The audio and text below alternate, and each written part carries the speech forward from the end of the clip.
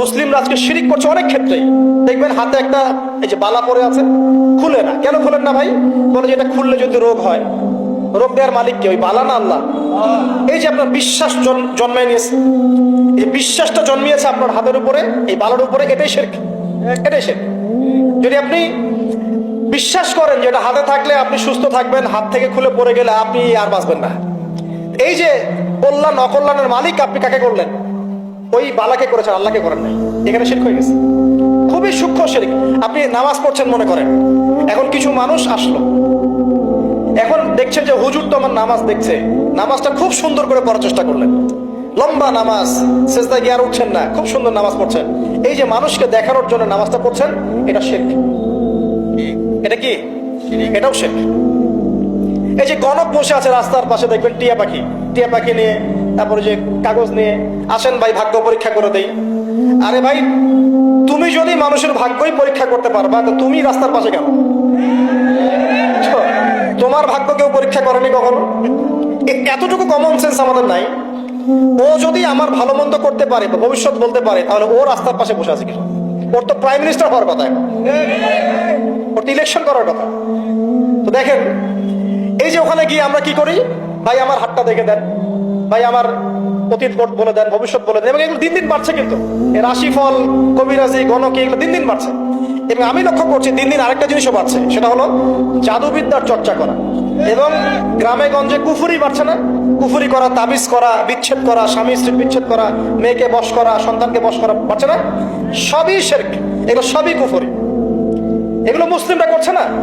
মুসলিমরা এসব শিরকে লিপ্ত আছে বলেই তো অন্তর কঠিন হয়ে গেছে, তাদের অন্তর কঠিন হয়ে গেছে।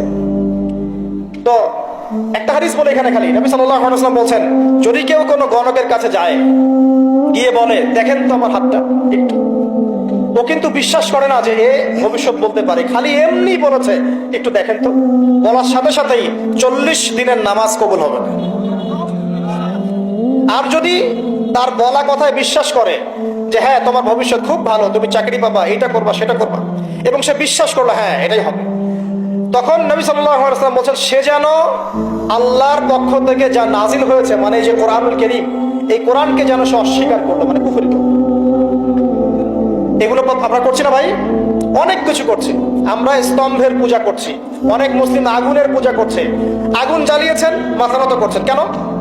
আগুনের সামনে আপনি মাথা নত করবেন কেন? আপনি একটা স্তম্ভের সামনে, গাছের কাছে, গাছের সামনে দাঁড়িয়ে মাথা নত করে ধ্যান করবেন কেন? আপনি মেডিটেশন করছেন কি জন্য? আপনাকে নামাজ দেওয়া হয় নাই? 5 ওয়াক্ত নামাজ দেওয়া হয় নাই? নামাজের চেয়ে বড় মেডিটেশন কিছু আছে নাকি? আপনি ধ্যান করছেন কি জন্য?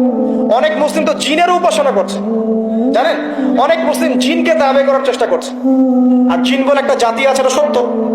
এরকম প্রতিটা ক্ষেত্রে শিরক আছে। শিরক কথায় আছে, কাজে আছে, বিশ্বাসে আছে। দেখবেন মুসলিমরাই আল্লাহ ছাড়া অন্য কারো কাছে দোয়া করছে, মুসলিমরা নজর মানত করছে অন্য জায়গায়, আল্লাহর জন্য নজর মানত করছে না, অন্য কাউকে সন্তুষ্ট করার জন্য করছে। সন্তান হয় না, সন্তান হয় না, এখন কি হবে? সন্তান হয় না তো অমুকের কাছে যাও, সেখানে গিয়ে বকরি জবাই দাও, সন্তান হবে। সুবহানাল্লাহ। তো এই পদ্ধতি ইব্রাহিম আলাইহিস সালামের জানা ছিল না, যে শেষ বয়সে তিনি বলছেন রব্বি হাবলি মিনাস সালিহিন। আপনি দোয়া করতে পারেন না? সন্তান হবে না কেন? আল্লাহ পাক তাকদীরে লিখে রাখলেন, অবশ্যই হবে। আর আল্লাহ পাক তাকদীরে না লিখলে কিভাবে হবে? তাকদীরে যে ব্যক্তি বিশ্বাস করে না, সে ব্যক্তি হতাশ হয়। যা কিছু হচ্ছে আমাদের জীবনে সবই তাকদীর, এর বাইরে একটা মানুষও যেতে পারবে না। প্রিয় ভাইরা, কথায়, কাজে এবং চিন্তায় আমরা অনেক শিরিক করছি। শিরিকের কারণে আমাদের অন্তর কঠিন হয়ে গেছে। আরো কেন কঠিন হচ্ছে? বেদাত।